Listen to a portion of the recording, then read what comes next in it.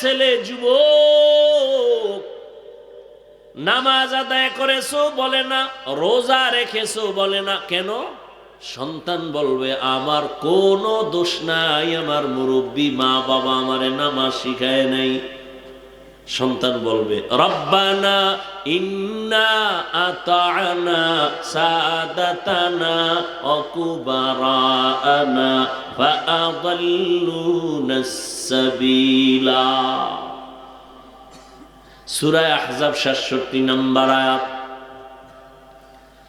ও আল্লাহ, আমার মা বাবা কোনোদিন আমারে নামাজের তালিম দেয় নাই, কোরআন শিখায় নাই, কোনোদিন ওয়াজে ডাকে নাই, জুমায় ডাকে নাই।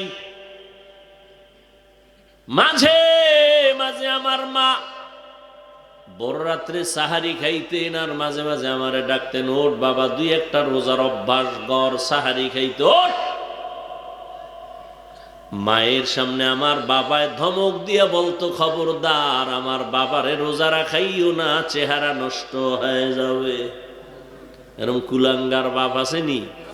আর বাপ নামের কলঙ্ক, ওরে কানে ধরে জিজ্ঞাসা করতে মনে চায়, এই বাপ নামের কলঙ্ক, রোজা রাখলে চেহারা নষ্ট হবে? সেই ছেলে মোবাইল চালাইয়া ওর যে চেহারা নষ্ট হলো, তোর কোন কবরওয়ালা বাবায় চেহারা ভালো করবে বলো? जिंदगी में बंदगी तू कर नहीं, जिंदगी में बंदगी तू कर नहीं, जिंदगी बे बंदगी शर्मिंदा है, जिंदगी बे बंदगी शर्मिंदा है। यहाँ हम सब मुसाफिर, दिल ना लगा,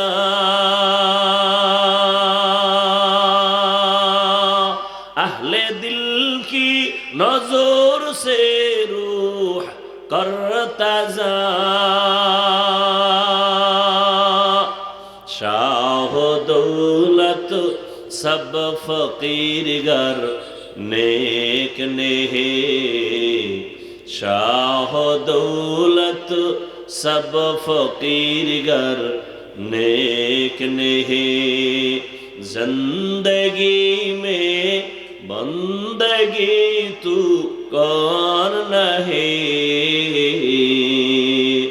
जिंदगी बे बंदगी शर्मिंदा है, जिंदगी बे बंदगी शर्मिंदा है, जिंदगी में बंदगी कुन बंदगी, बंदगी बे जिंदगी शर्मिंदगी।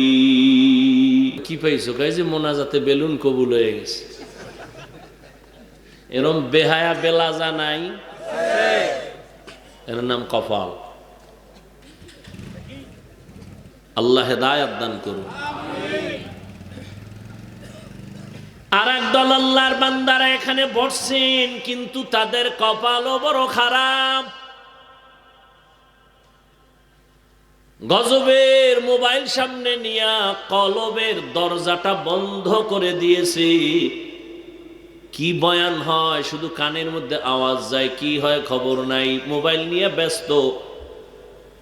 বয়ানের পরে মোবাইলটা যখন চুরি হয়ে যাবে, ও কপাল পরার আমও গেল, সালাও গেল। কেমনে বুঝাবো? কোনো ভাষা নাই। আর মানুষ বুঝতে চায় না কেন? সবাই যে বলে না আমি একা বলি, বরং উল্টো বলবে, এত হুজুর ওয়াজ করলো, কেউর সোহে বাজলো না, ওনার লাগিয়ে গেল। এই হুজুর বাদ দাও, আকাম বাদ দেওয়া যাবে না, হুজুর বাদ, আকাম চলবে। আল্লাহ হেদায়েত দান করে। রহমতের নবী বলেন, মুমিনদের জন্য দুনিয়াটা জেলখানার মতো।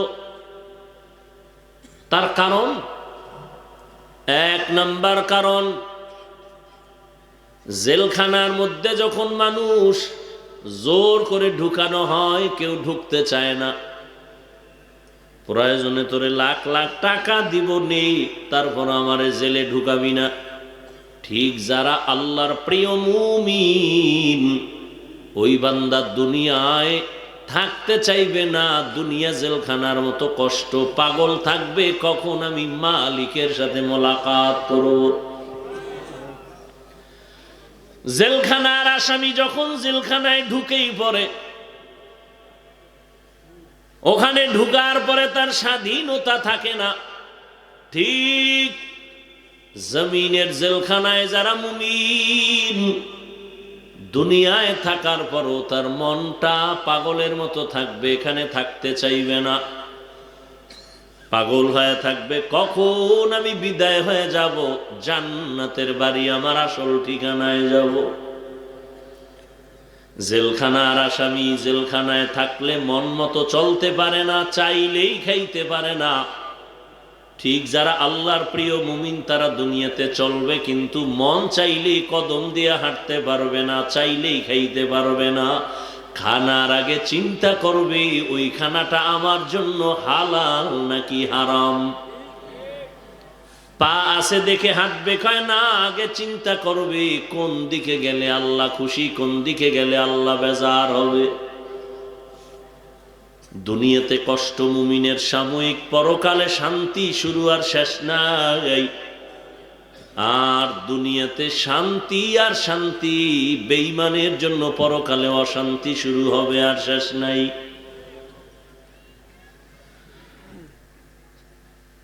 এজন্য আল্লাহ তাআলা বলেন, ও দুনিয়ার মুমিন, আমি আল্লাহকে ভয় কর,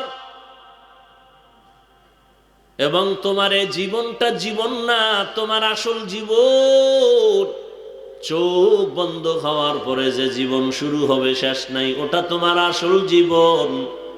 ওই জীবনের জন্য কি অর্জন করেছো তাড়াতাড়ি হিসাব মিলাও।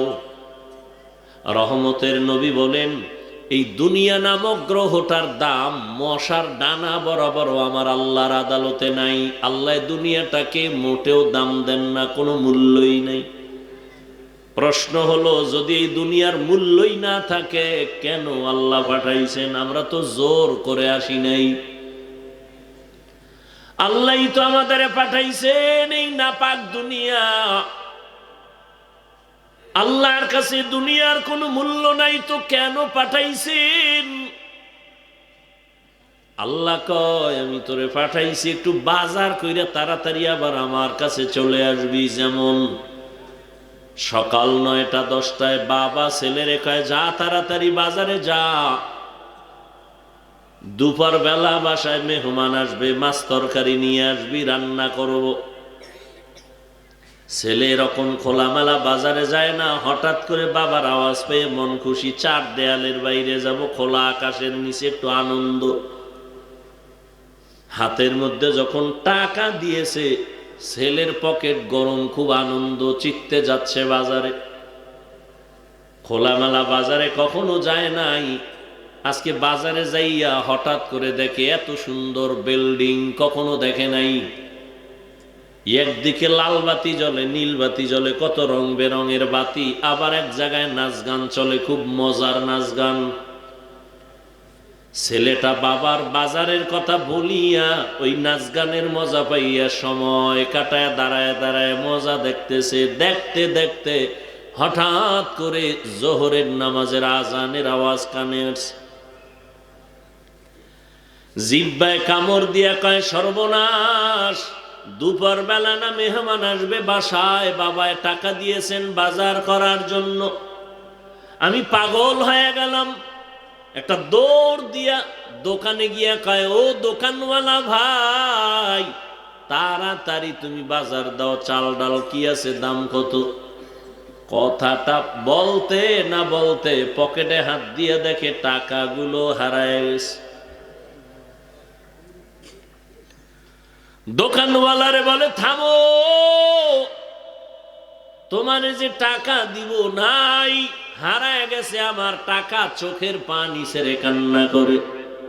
ওদিকে বাসায় বাবায় লাঠি একটা নিয়ে দাঁড়ায় আছে, তুই বাজার নিয়ে আসলেও তোরে ভিড়াও, আর যদি বাজার নিয়ে নাও আসো তো ঘরেই তোর জায়গা হবে না। আল্লাহ তাআলা বলেন, ইমানের টাকা দিয়া সবাইরে পাঠাইছি দুনিয়ায় যাইয়া অল্প টাইমে আমলের বাজার করে তাড়াতাড়ি জান্নাতে আসবি।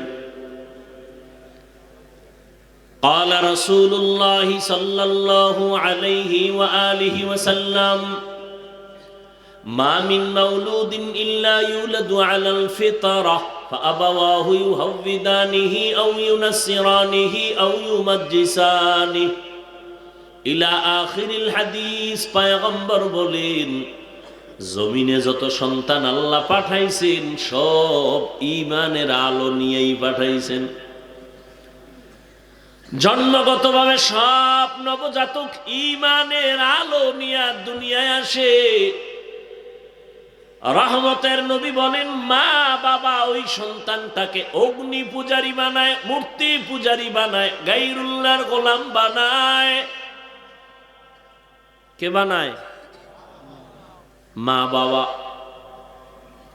আল্লাহ ঈমানের আলো নিয়ে সব সন্তানকে পাঠান।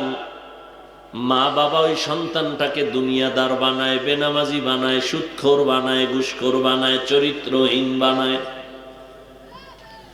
এই জন্যই তো আল্লাহ কোরআনে বলেছেন, কিয়ামতের দিন প্রত্যেক সন্তান তার মা বাবার বিরুদ্ধে আল্লাহর আদালতে মামলা দিবে। আল্লাহ তাআলা জিজ্ঞাসা করবেন, এই ছেলে, যুবক, নামাজ আদায় করেছো? বলে না। রোজা রেখেছো? বলে না। কেন? সন্তান বলবে, আমার কোনো দোষ নাই, আমার মুরব্বী মা বাবা আমারে নামাজ শিখায় নাই।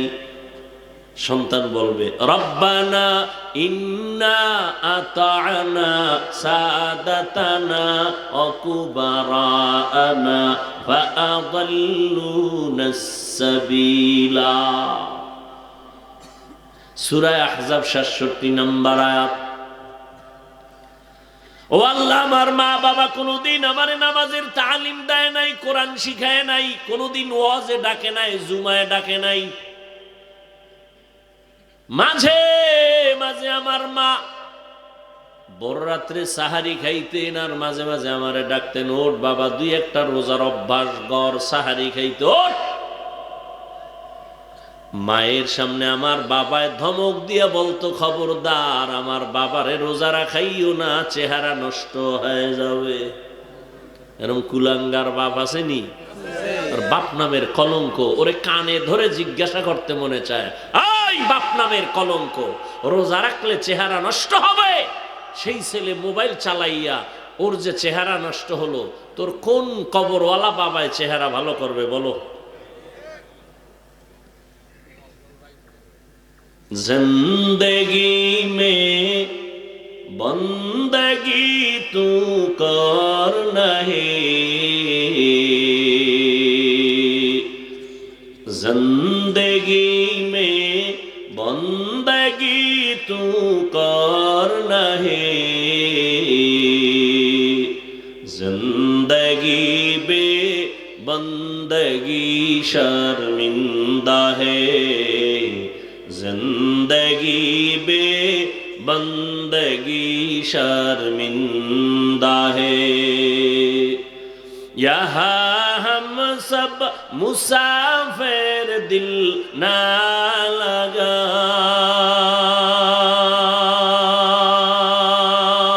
अहले दिल की नजर से रूह करता जा, शाह दौलत सब फकीर गर नेक नेहे, शाह दौलत सब फकीर गर नेक नेहे, जिंदगी में बंदगी तू कौन नहे, जिंदगी बे बंदगी शर्मिंदा है, जिंदगी बे बंदगी शर्मिंदा है, जिंदगी में बंदगी कुन बंदगी, बंदगी बे जिंदगी शर्मिंदगी। আল্লাহ বলবে তোরে না বিবেক দিছি, কাহা তো বিবেক দিয়ে তুই সঠিকটা মানলি না কেন? কত সন্তান মা বাবায় চাইছে নামাজ পড়বে না, ও ইচ্ছা করে গিয়া নামাজ শিখছে, তুই পারলি না কেন? তখন বলবে আল্লাহ আমার ভুল হয়ে গেছে। এটা তো ইনসাফের আদালত, কোনো ক্ষমা নাই, বিচার করতে হবে। কি বিচার করবা? বিবেকের সাথে বেঈমানি করছো, বিবেকের বিচার হবে। ইন্নাস সামআ ওয়াল বাসারা ওয়াল ফুআদ কুল্লু উলাইকা কানা আনহু মাসউলা। চোখের বিচার হবে, কানের বিচার হবে, তোমার বিবেকের বিচার হবে। সন্তান তখন বলবেন হে মালিক, বিচার যদি করো আমার একটা দাবি, একটা আবদার। কি? আমারে যদি একটা ফিডা দাও, আমার মা বাবারে ডবল দিতে হবে। রব্বানা ইন্না রব্বানা আতিহিম যিফাইনি মিনাল আযাব ওয়ালআনহুম লা'নান কাবীরা। আমার যে শাস্তি দিবা তার ডবল আমার মা বাবারে দিতে হবে, কোরআনের আয়াত। এই জন্য আমি বলি বহু পাগড়িওয়ালা, তাবলিগওয়ালা, পীরের মুরিদ, হাজি সাহেব জীবনভর আমল করিয়াও জাহান্নামে যাবে শুধু সন্তানের অপরাধের কারণে। বহু আমলওয়ালা জাহান্নামে যাবে সন্তানের অপরাধের কারণে। বড় কঠিন। এই জন্যই তো আল্লাহ কোরআনের আর এক আয়াতে বলেন, ইয়া আইয়ুহাল্লাযীনা আমানু কু আনফুসাকুম ওয়া আহলিকুম নারা আকুদুহান নাসু ওয়াল হিজারা আলাইহা মালাইকাতুন গিলাযুন শিদাদুন লা ইয়াসুনাল্লাহা মা আমারাহুম ওয়া ইয়াফআলুনা মা ইউমারুন।